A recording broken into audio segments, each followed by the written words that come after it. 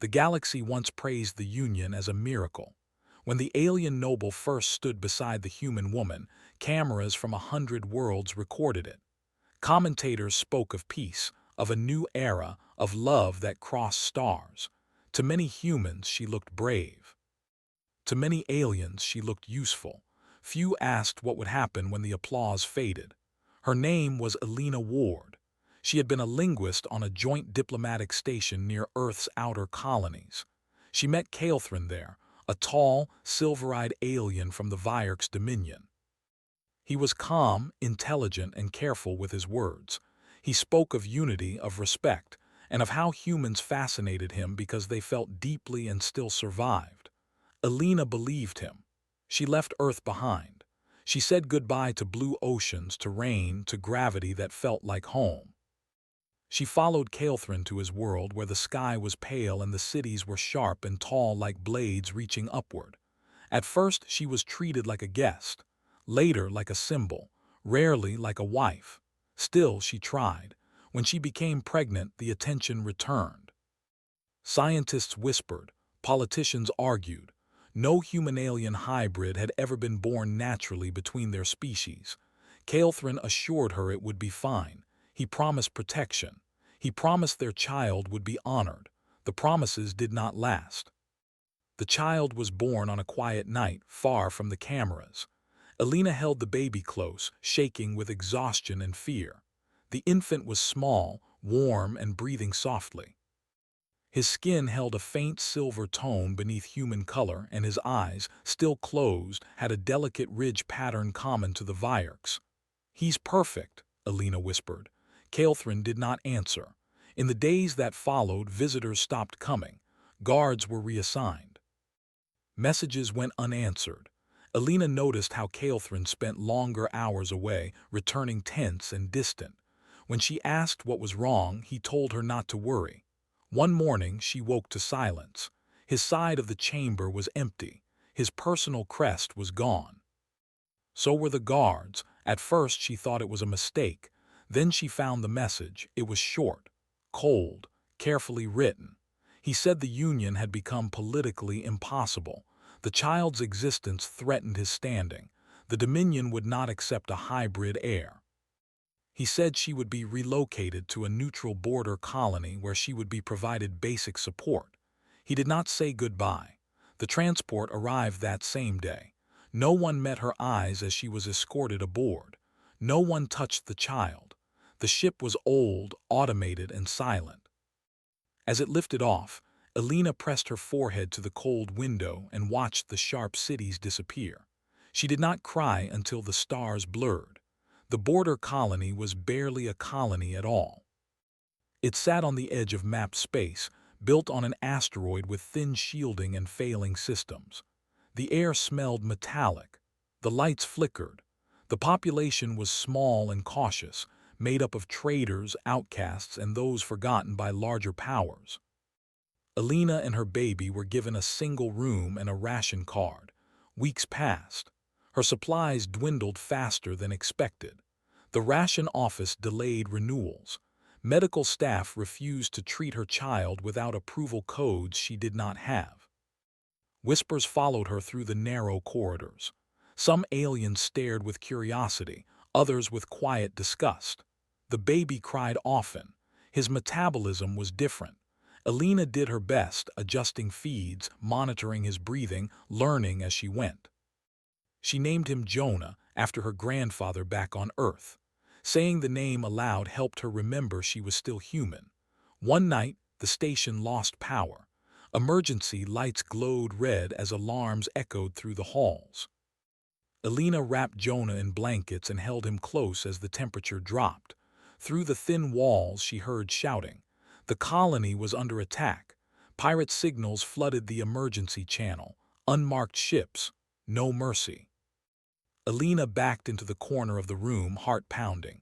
She had no weapon, no armor, just a child who depended on her. That was when she remembered the old channel.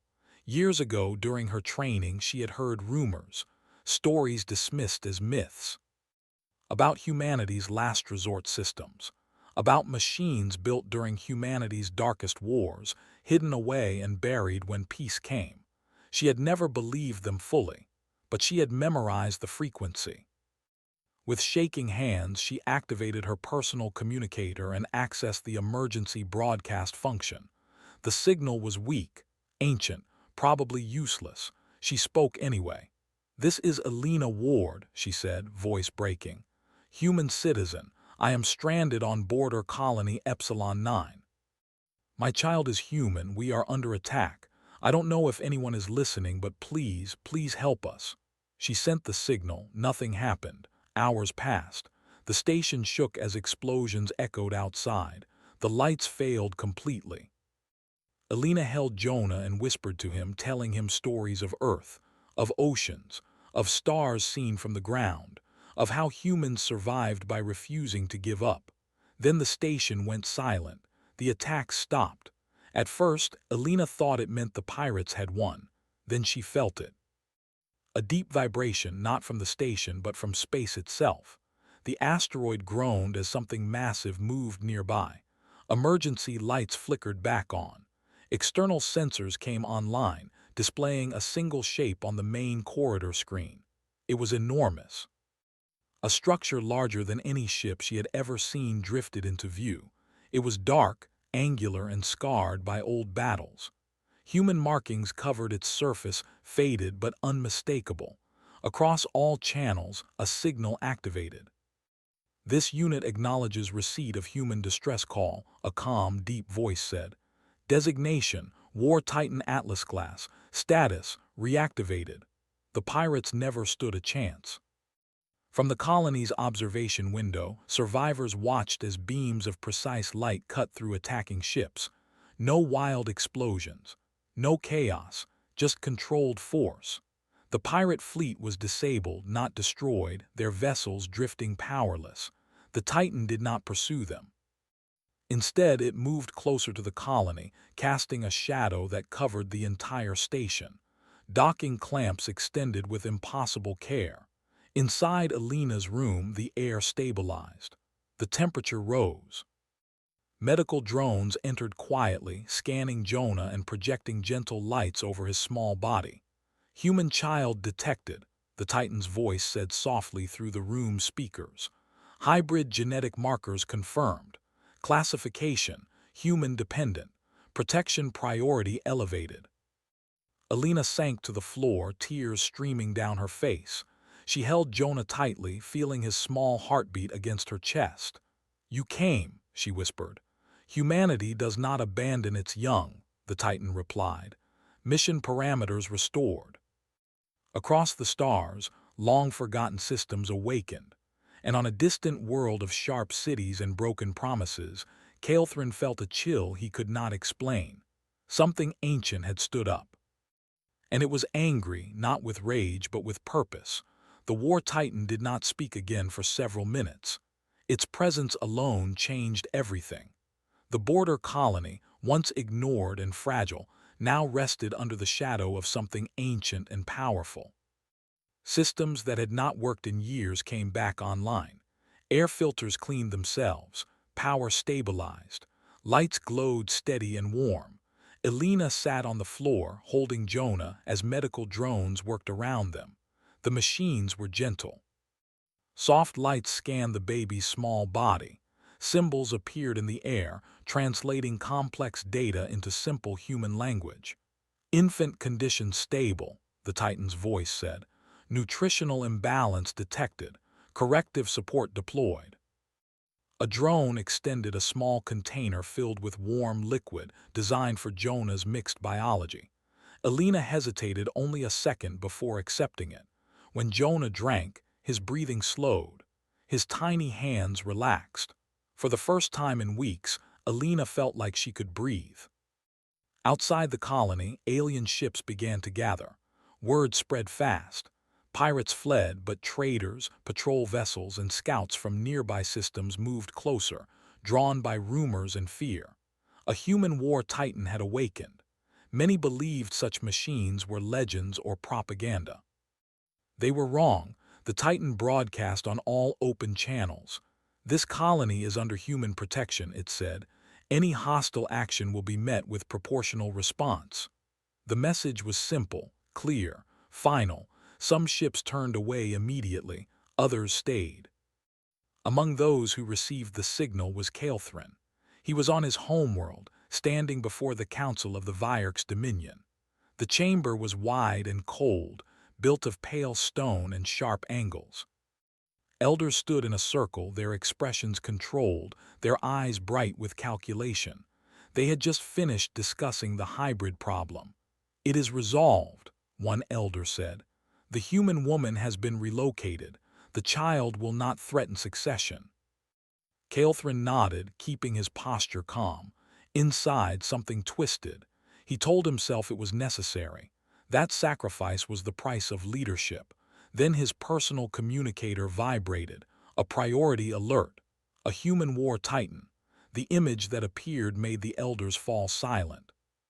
The titan's massive form filled the display, hovering beside a small, weak colony that should not have survived a pirate attack. "What is this?" one elder demanded. Caelthrin felt cold spread through his limbs. "A relic," he said carefully. "An old human weapon." "They were decommissioned." "Clearly not all of them," another elder replied. "Why would it activate now?" No one answered. The Titan's broadcast played again. The words echoed through the chamber, human protection. One elder turned slowly toward Caelthrin. "Your union," he said. "Your child. This is connected, is it not?" Caelthrin said nothing. Silence was answer enough. Back on the colony, Alina was moved to a safer section near the Titan's docking point. The corridor walls were reinforced. Human symbols appeared on displays, simple icons of shelter and safety. It felt strange and comforting, like seeing an old flag after a long journey. Colonists began to approach her. At first, they kept their distance. Then one human woman stepped forward, offering a blanket. An older alien medic followed, carrying supplies. "You're not alone anymore," the woman said quietly. Alina nodded, unable to speak. The Titan watched everything. Its awareness extended through the station and far beyond. It tracked ships. It analyzed communications. It reviewed old records, including Alina's history, her marriage, and the abandonment. Its core logic adjusted. Betrayal of a human dependent registered as a severe violation. The Titan did not feel anger the way humans did, but it understood injustice. It understood duty. A delegation arrived 2 days later. 3 ships bearing the markings of the Vierk's dominion approached under a flag of diplomacy. They requested communication. The Titan allowed it, projecting a controlled channel into the colony's main hall. Alina was asked if she wanted to be present. She hesitated. Her hands trembled as she held Jonah. Then she remembered the cold message, the transport, the silence. "Yes," she said, "I'll be there." The hall filled slowly. Colonists gathered along the walls. Human refugees stood beside aliens who had lived on the colony for years. All eyes turned toward the central projection as the Vierk's envoys appeared. They were tall, elegant, and calm. Their leader spoke first. "We acknowledge the presence of a human construct," he said. "This colony lies outside human territory. We request the return of Vierk's property." Alina felt her chest tighten. The Titan responded before she could. "Clarify," it said. "The hybrid child," the envoy said. "He carries Vierk's genetics. His existence violates Dominion law. He must be returned for evaluation." A low sound passed through the hall. Fear, anger. Alina stepped forward. "My son is not property," she said, her voice shaking but strong. "He was born to me. You abandoned us. You don't get to decide now." The envoy looked at her as if she were a minor inconvenience. "You are human," he said. "Your emotions are understood, but this matter is larger than you." The Titan's voice changed. Volume remained the same. Tone remained calm, but something deeper resonated through the hall. "Correction," it said. "This matter concerns a human citizen and her dependent. That makes it my concern." The envoy stiffened. "You are an outdated machine. The Dominion will not be threatened by." The Titan projected data across the hall, fleet comparisons, weapon analyses, engagement simulations. Every scenario ended the same way: Dominion defeat. The envoy stopped speaking. You abandoned them, the Titan continued. You withdrew protection. You denied medical care. You enabled hostile conditions.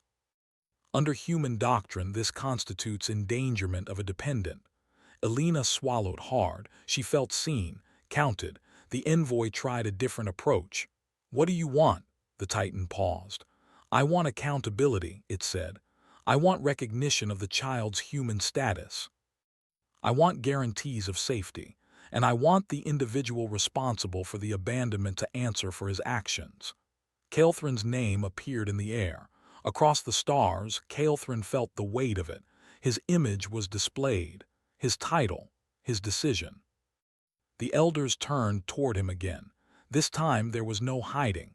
You told us this would disappear, one elder said. Caelthrin felt something break inside him.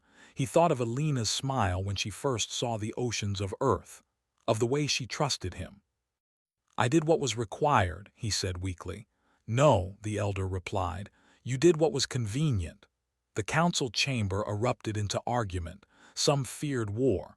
Others feared humiliation. None wanted to face the truth. Back at the colony, Elena watched Caelthrin's image flicker on the screen. He looked smaller than she remembered. Older, he spoke.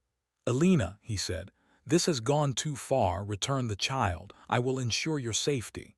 She laughed once, short and bitter. You already chose, she said.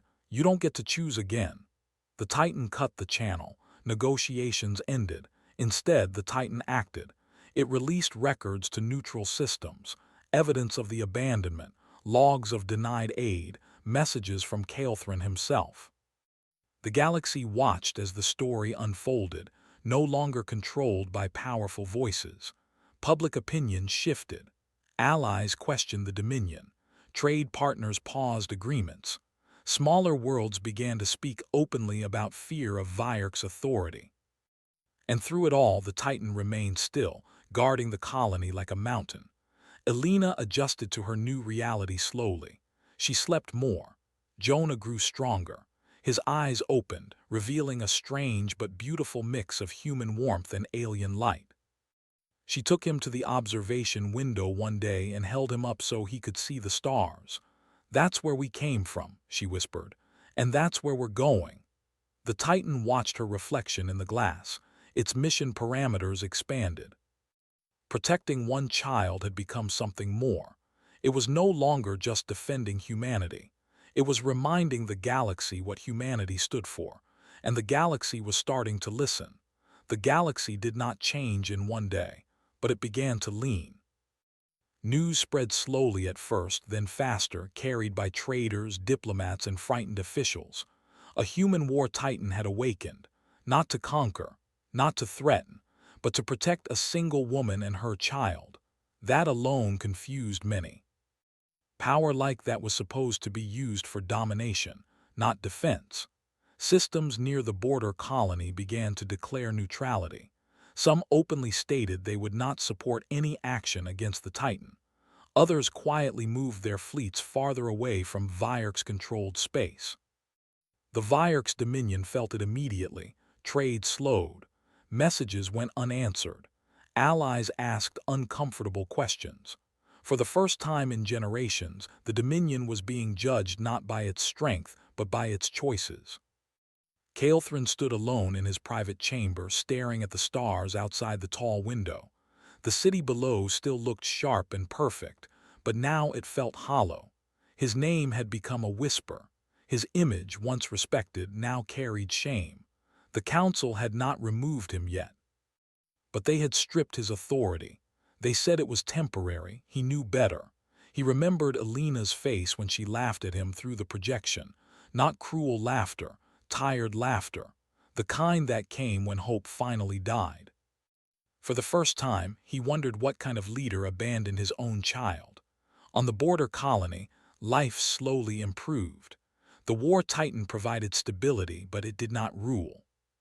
It repaired systems, restored medical bays, and shared limited technology designed only to preserve life. The colony became a place of quiet safety in a dangerous region of space. Refugees arrived. Some were human, others were not. They came because they had heard a simple truth.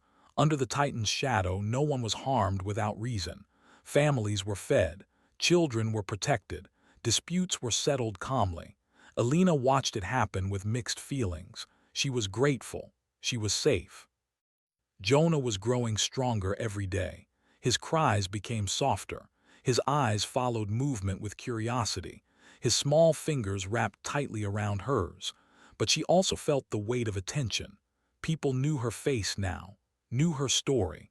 Some looked at her with admiration, others with fear, as if she were connected to the Titan itself. One evening the Titan spoke to her privately. "Alina Ward," it said through a small wall unit in her quarters, "your status has changed." She stiffened. "How?" "You are now considered a protected civilian of high symbolic value," it replied. "Your safety influences broader human-alien relations." She sighed. "I never wanted to be a symbol." "Symbols are often unwilling," the Titan said, "but they are still necessary." She looked down at Jonah sleeping in her arms. "What happens now?" The Titan paused. For a machine, the silence felt thoughtful. "The Dominion is destabilizing," it said. "Internal dissent is rising, external pressure is increasing. A direct conflict is possible." Alina's heart tightened. A war can be avoided," the Titan replied, "but accountability cannot." That word echoed in her mind. Accountability. A summit was proposed 3 weeks later. Neutral systems demanded a formal gathering to resolve the situation. They did not invite fleets. They invited voices. For the first time, the Vierk's Dominion agreed to attend without military presence.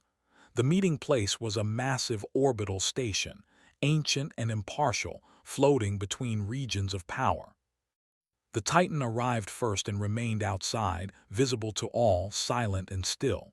Its presence was a reminder. Inside the station, delegates gathered. Humans, aliens of many kinds, observers, recorders. The air felt tense but controlled. Alina was invited to speak. She almost refused. She was not a politician. She was tired. She wanted a quiet life. But when she looked at Jonah, she understood something clearly. If she stayed silent, others would speak for her again. She stood before the assembly holding her child. No armor, no weapon. "Just truth. I didn't come here to demand revenge," she said. Her voice was steady, surprising even herself. "I came here because my son deserves a future where he is not treated as a mistake." Murmurs spread through the chamber. "I trusted the Dominion," she continued. "I trusted my husband. I believed love was stronger than fear. I was wrong, but I'm still here, and so is my child." She looked toward the Vierk's delegates. Kael'thrin was among them, standing without title, without pride. "When you abandoned us," she said, "you didn't just break a promise. You showed the galaxy who you really are." Kael'thrin lowered his head. The Dominion's lead delegate spoke carefully. "The actions taken were misguided. The Council recognizes that errors were made." The Titan's voice echoed through the chamber speakers.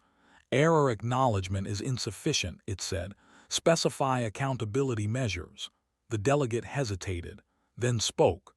"Kael'thrin will be formally stripped of succession rights," he said. "He will be removed from political office. The Dominion will recognize the child's human status and relinquish all claims. A public apology will be issued." The chamber fell silent. Kael'thrin looked up sharply. "You can't." "You already lost the right to object," the delegate said coldly. Alina felt something inside her loosen. Not joy, not victory, release. The Titan spoke again. "Additionally," it said, "the Dominion will establish protections for mixed-species families within its borders." "Compliance will be monitored," the delegate swallowed. "Agreed." It was done. No fleets fired. No cities burned. No blood was spilled. The war that never happened ended with words and consequences. After the summit, Kael'thrin approached Alina privately. Guards stood nearby, alert but silent. "I was wrong," he said. The words sounded unfamiliar in his mouth. "I thought power mattered more than people." Elena looked at him for a long moment. "You didn't just abandon me," she said softly. "You abandoned who you could have been." He had no answer. She turned away. The War Titan remained for several more months. During that time, a formal human hybrid enclave was established near the colony. Not a fortress, a home. Families lived there. Children played in artificial sunlight. Cultures mixed slowly, carefully. Jonah took his first steps there. Elena laughed as he stumbled forward, his small legs unsure but determined. The Titan observed through distant sensors, recording the moment without comment. One day, the Titan called Elena again.